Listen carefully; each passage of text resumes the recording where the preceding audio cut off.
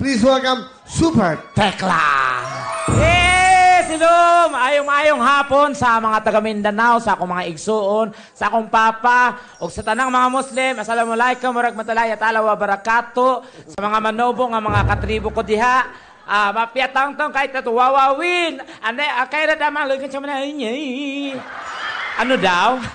Ikaw ba taga saan? Mindanao? I'm from Mindanao. Pigkawayan, North Cotabato. Paano ka napunta ng Metro Manila? Actually, Sir Will, 16 kami magkapatid. Nangarap kaming makarating na Maynila. 16 kayo? Magkakamukha ba kayo?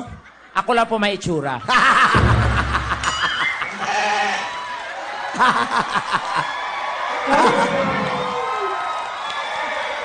Ilan taon ka na ba?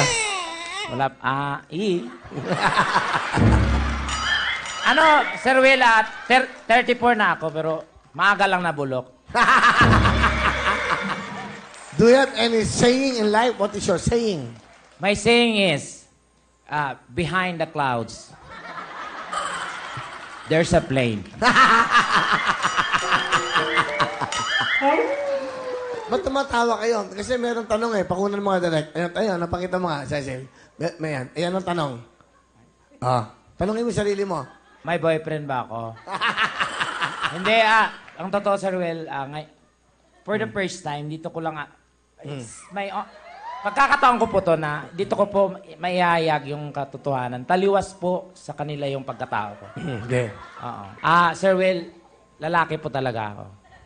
Totoo. Wala pong halong biro yan, lalaki po ako. I've been married for 10 years.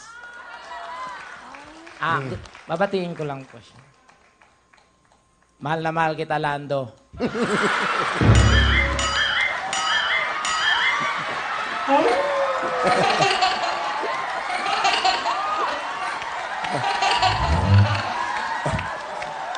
Naiiyak eh. Totoo.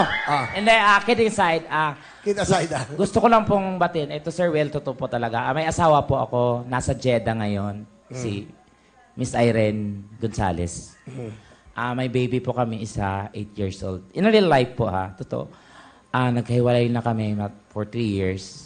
Gusto ko lang batiin yung baby ko. Nagpapasaya kami ng libu-libong tao, pero... Sorry, Kuya Will. Okay lang. At least yun. Diba lalong pumangit, diba ang saya nyo? Ira, happy. Sorry, hindi nakarating si Daddy sa birthday mo.